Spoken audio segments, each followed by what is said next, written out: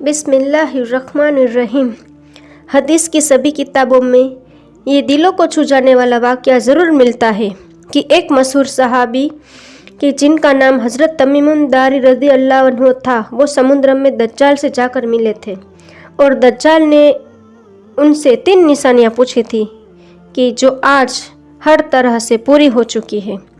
हदीस में आता है कि मशहूर सहाबी हज़रत तमीमुन दारी रज़ी अल्लाह ताला अन्हु अपने इलाके से 30 आदमियों के साथ एक नाव पर सवार होकर मदीना शरीफ की तरफ निकले ताकि हुज़ूर सल्लल्लाहु ताला अलैहि वसल्लम के हाथों पर इस्लाम कबूल कर सके। वो सहाबी खुद फरमाते हैं कि हम सभी 30 आदमी धीरे धीरे अपनी नाव से मदीना की तरफ बढ़ रहे थे, लेकिन एक रात अचानक समुद्र में तूफान आ गया और हमारी नाव मौजों के हवाले हो गई। वो समुद्री तूफान इतना ज़्यादा खतरनाक था कि हवा जिधर की भी चलती हमारी नाव उधर को ही चलने लगती। हमें अपनी मौत सामने नज़र आ रही थी। समुद्र की हर थपेड़ जब भी हमारी नाव से आकर टकराती तो हमें ये खौफ रहता कि हमारी नाव अब उलट तबाह होगी या तब जीने की कोई उम्मीद नहीं बची थी। 1 महीने तक हमारी नाव इसी तरह समुद्र में इधर उधर भटकती रही। मल्लाह ने भी मायूस होकर नाव को चलाना छोड़ दिया। 1 महीना ऐसे ही गुजर गया। अचानक एक सुबह हमें समुद्र ही में बहुत दूर कुछ पेड़ नजर आए। ऐसा लग रहा था जैसे वो पेड़ समुद्र के बीच लगे हो। उन्हें देखकर हमारे अंदर जिंदगी की एक उम्मीद जाग गई, क्योंकि समुद्र के बीच पेड़ों का मतलब साफ था कि वहाँ कोई आइलैंड मतलब टापू है कि जिस पर पनाह लेकर हम अपनी ज़िंदगी बचा सकते हैं। इसलिए हमने अपनी नाव को उसी टापू की तरफ बढ़ाना शुरू कर दिया। कई घंटों की मेहनत के बाद हमारी नाव उस टापू से जा लगी। वो समुद्र के बीच एक बहुत घना जंगल था। हर तरफ बड़े बड़े पेड़ लगे थे। शाम होने को करीब थी। सूरज डूबने ही वाला था कि हम उससे पहले ही उस समुद्र टापू के पास पहुंच गए। वो सहाबी फरमाते हैं कि अभी हम सभी लोग नाव से उतर ही रहे थे कि अचानक जंगल की तरफ से हमें बड़ी अजीब अजीब आवाज़ें सुनाई देने लगी और फिर थोड़ी ही देर में हमारे सामने एक बड़ा ही अजीब सा जानवर आकर खड़ा हो गया। उसके जिस्म पर इतने ज़्यादा बाल थे कि समझ ही नहीं आ रहा था कि उसका चेहरा किधर है और पीठ किधर है। उस जानवर को देखते ही हम लोगों ने उस पर लानत भेजी। हम सभी सहम कर एक दूसरे के पास खड़े हो गए, क्योंकि पहले ही हम समुद्री मौजों का शिकार बन चुके थे और अब इस जंगल में हमारे सामने एक नई मुसीबत आ खड़ी थी। वो अजीब सा डरावना जानवर अचानक हम इंसानों की ज़ुबान बोलते हुए कहने लगा कि ए लोगों, तुम कौन हो और कहाँ से आए हो। तो उस जानवर को इंसानी जुबान में बात करता देख हमारा डर और ज़्यादा बढ़ गया, लेकिन हमने हिम्मत करके उसे जवाब दिया कि हम अपने इलाके से मदीना की तरफ जा रहे थे, लेकिन समुद्र में हमारी कश्ती भटक गई और हम 1 महीने तक इधर उधर भटक रहे हैं। आखिर हमें दूर से ये टापू नज़र आया तो हम अपनी जान बचाने के लिए यहाँ पर आए हैं। वो सहाबी हज़रत तमीमुन दारी रज़ी अल्लाह ताला अन्हो फरमाते हैं कि मैंने हिम्मत करके उस जानवर से पूछा कि आखिर तुम कौन है और इस वक्त हम किस जगह पर है। तो उस जानवर ने जवाब दिया कि मैं जासूस हूँ। तो हज़रत तमीमुन दारी रज़ी अल्लाह ताला अन्हो कहते हैं कि मैंने पूछा कि आखिर तू किसका जासूस है। तो उसने कहा कि मैं जिसका जासूस हूँ वो तुम लोगों से बहुत ज़्यादा मिलने का शौक़ रखता है, इसलिए तुम मुझसे डरो ना, बल्कि मेरे साथ चलो, तुम्हें कोई नुकसान नहीं पहुँचाएगा। हज़रत तमीमुन दारी रज़ी अल्लाह ताला अन्हु फरमाते हैं कि हम सभी 30 लोग उसके पीछे चल दिए। वो जानवर हमें घने जंगलों के बीच अजीब रास्ते से अंदर की तरफ लिए जा रहा था। चलते चलते अचानक हमारे सामने एक बहुत बड़ा पुराना महल आ गया कि जो ऊंचे ऊंचे घने पेड़ों से ढका हुआ था। उस जानवर ने हमसे इशारा करते हुए कहा कि तुम लोग इस महल में दाखिल हो जाओ। वो सहाबी हज़रत तमीमुन दारी रज़ी अल्लाह ताला अन्हो फरमाते हैं कि हम सभी लोग हिम्मत करके अंदर दाखिल हो गए। अचानक हमने एक बहुत ही डरावनी शक्ल वाला बड़ा सा इंसान मोटी मोटी जंजीरों में जकड़ा देखा। वो जंजीरों से खुद को छुड़ाने के लिए इतनी ज़ोर से छलांग लगाता कि महल की छत को जाकर छू लेता, लेकिन उसकी जंजीर ना टूटती। वो इतना ज़्यादा डरावना था कि उसे देखकर हम सभी के जिस्म कांपने लगे। उसी खौफ व दहशत में हमने उस इंसान पर लानत भेजी और कहा कि आखिर तू कौन है? तो सामने जंजीरों में जकड़े शैतानी इंसान ने जवाब दिया कि पहले तुम लोग बताओ कि आखिर तुम कौन हो।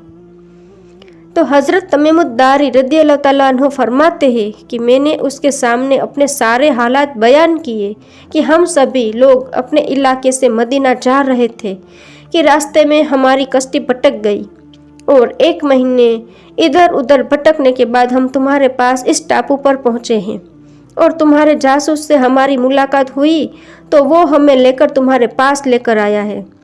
उस जंजीर में जकड़े इंसान ने कहा कि मैं तुमसे 3 सवाल करूंगा, पहले तुम मुझे मेरे 3 सवालों का जवाब दो, फिर मैं तुम्हें अपने बारे में बताऊंगा। तो हज़रत तमीमुद्दारी रज़ियल्लाहु ताला अन्हु ने जवाब दिया कि ठीक है, पूछो, तुम क्या पूछना चाहते हो। तो उस इंसान ने कहा कि बताओ, आखिर बेसान के पेड़ों पर फल आते हैं या नहीं। तो हज़रत तमीमुद्दारी रज़ियल्लाहु ताला अन्हु ने जवाब दिया कि हाँ, उस पर फल आते हैं। तो उसने कहा कि बहुत जल्द ही उस पर फल आना बंद हो जाएंगे। उसके बाद उसने दूसरा सवाल किया कि आखिर बताओ, मशहूर नदी बुहैरा तबरिया में पानी बचा है या नहीं। तो सहाबी फरमाते हैं कि मैंने जवाब दिया कि हाँ, उसमें पानी मौजूद है।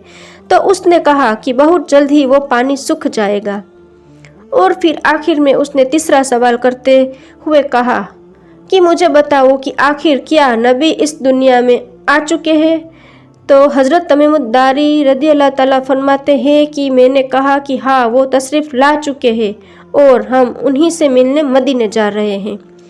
वो सहाबी हज़रत तमीमुद्दारी रज़ियल्लाहु ताला अन्हु फरमाते हैं कि जैसे ही मैंने उसे ये बताया कि आखिरी नबी आ चुके हैं तो वो इतना ज़्यादा खुश हुआ कि उछलकर छत को जा लगा और फिर उसने बहुत डरावनी तरह हंसते हुए कहा कि अब बहुत जल्द ही मैं बाहर निकलने वाला हूँ। और फिर उस डरावने इंसान ने अपने बारे में बताया और कहा कि मैं दज्जाल हूँ, बहुत जल्द ही मुझे आज़ाद किया जाएगा और सारी दुनिया पर मेरा राज होगा। वो सहाबी हज़रत तमीमुद्दारी रज़ियल्लाहु ताला अन्हु फरमाते हैं कि उसके बाद हम अपनी नाव पर सवार हुए और कई महीनों के सफ़र के बाद हम मदीना पहुँचे। रात का वक्त था, इसलिए हम सभी 30 लोग मस्जिद में जाकर बैठ गए। सुबह फजर से पहले जब हुजूर सल्लल्लाहु ताला अलैहि वसल्लम मस्जिद में तशरीफ़ लाए तो हमने आप सल्लल्लाहु ताला अलैहि वसल्लम को अपने ऊपर बीती वो पूरी दास्तान सुनाई कि कैसे हमारी कश्ती भटकी और हम दज्जाल से जाकर मिले। तो हुजूर सल्लल्लाहु ताला अलैहि वसल्लम ने हम सभी को बहुत अच्छी तरह एक तरफ बिठाया और फिर फजर की नमाज़ पढ़ाने के बाद मुस्कुराते हुए मेंबर पर आकर बैठ गए। सहाबाए इकराम को हुक्म दिया कि अपनी अपनी जगह पर बैठे रहो और फिर हुजूर सल्लल्लाहु ताला अलैहि वसल्लम ने सभी सहाबाए इकराम से फरमाया कि देखो, मैं तुमसे कहा करता था कि दज्जाल इस दुनिया में मौजूद है। ये देखो, तमीमुद्दारी तुम्हारे पास यमन से आए हैं और उनकी मुलाकात समुद्र में दज्जाल से हुई है। और फिर हज़रत तमीमुद्दारी का पूरा किस्सा हुजूर सल्लल्लाहु ताला अलैहि वसल्लम ने सहाबाए इकराम को सुनाया। आखिर में हुजूर सल्लल्लाहु ताला अलैहि वसल्लम ने अपनी लाठी मिंबर पर मारते हुए कहा कि दज्जाल मेरे तैबा मदीना में दाखिल नहीं हो सकता, मेरे तैबा में दाखिल नहीं हो सकता, मेरे तैबा में दाखिल नहीं हो सकता। और फिर हुजूर सल्लल्लाहु ताला अलैहि वसल्लम ने मशरिक की तरफ इशारा करते हुए कहा कि दज्जाल इस वक्त मशरिक में है, इस वक्त मशरिक में है, इस वक्त मशरिक में है। दज्जाल के बारे में हुजूर सल्लल्लाहु ताला अलैहि वसल्लम ने सबसे ज़्यादा अपने सहाबाए इकराम को डराया और उसकी एक एक चीज़ बयान कर दी कि आखिर उसकी आंखें कैसी होगी, उसका चेहरा कैसा होगा, वो लोगों को कैसे गुमराह करेगा और ज़मीन पर कितने दिनों तक रहेगा, कौन से लोग उसके फितने से बच पाएंगे और कौन कौन उसके फितने का शिकार हो जाएंगे। हुजूर सल्लल्लाहु ताला अलैहि वसल्लम ने फरमाया कि दज्जाल एक जवान आदमी होगा, वो एक आँख से काना होगा और दूसरी आँख भी उसकी कुछ खराब होगी, उसकी दोनों आँखों के बीच काफ फे रे मतलब काफिर लिखा होगा کوئی چاہے پڑھنا جانتا ہو یا نہ جانتا ہو وہ بھی اسے پڑھ لے گا۔ دجال کا سینہ چوڑا اور تھوڑا سا اندر کی طرف گھسا ہوگا، اس کے بال گھنگریالے ہوں گے۔ ایک حدیث میں آتا ہے کہ دجال کے نکلنے سے پہلے ساری دنیا میں بہت زیادہ بھوک مری عام ہو جائے گی، نہ آسمان سے بارش ہوگی اور نہ ہی زمین سے ایک دانہ اگے گا۔ دجال اپنے ساتھ کھانے و پانی کی نہریں لے کر چلے گا، اس کے پاس جنت و جہنم بھی ہوں گی۔ جو اس کو خدا مان لے گا تو وہ اس کے لیے کھانا پانی سب کچھ بھر دے گا، اور جو اس کا انکار کرے گا تو دجال اسے بھوک و پیاس میں تڑپتا چھوڑ دے گا۔ حضور صلی اللہ تعالیٰ علیہ وسلم نے فرمایا کہ دجال اصفہان سے نکلے گا، اور اصفہان اس وقت اسرائیل میں موجود ہی ایک جگہ ہے کہ جسے حضور صلی اللہ تعالیٰ علیہ وسلم کے زمانے میں اصفہان کہا جاتا تھا۔ دجال دنیا میں 40 دنوں تک رہے گا۔ جب وہ آئے گا تو ایک دن 1 سال کے برابر ہوگا، دوسرا دن 1 مہینے کے برابر ہوگا، تیسرا دن 1 ہفتے کے برابر ہوگا، اور پھر باقی دن عام دنوں کی طرح ہوں گے۔ دجال ہوا میں بجلی کی طرح اڑے گا اور دنیا کے کونے کونے تک جائے گا۔ حضور صلی اللہ تعالیٰ علیہ وسلم نے فرمایا کہ جس وقت دجال آئے تو تم اس کے پاس نہ جانا، بلکہ اس کا نام سن کر پہاڑوں و جنگلوں کی طرف بھاگ جانا، ورنہ تم اپنے ایمان کا سودا کر بیٹھو گے۔ حضور صلی اللہ تعالیٰ علیہ وسلم نے فرمایا کہ دجال ساری دنیا پر راج کرے گا، لیکن مکہ و مدینہ میں داخل نہیں ہو سکتا۔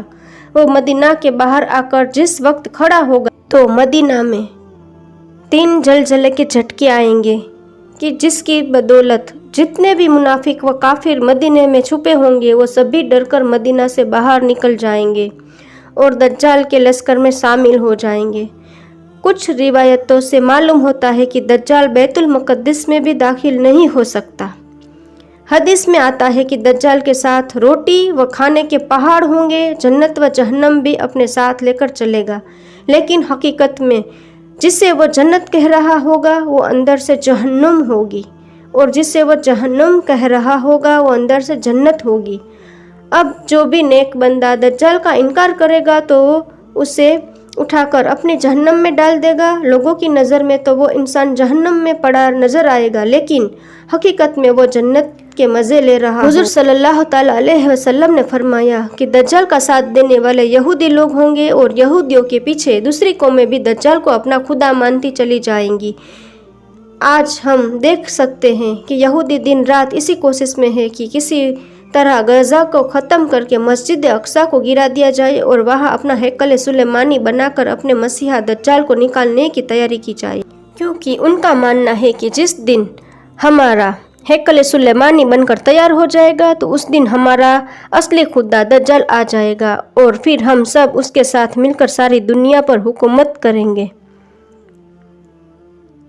اللہ تعالیٰ ہم سبھی مسلمانوں کی دجال سے حفاظت فرمائے، اور فلسطینی مسلمانوں اور وہاں کے بچوں کی قربانیاں قبول فرمائے، اور ہمیں بھی ان کی مدد کرنے والا بنا دے، آمین۔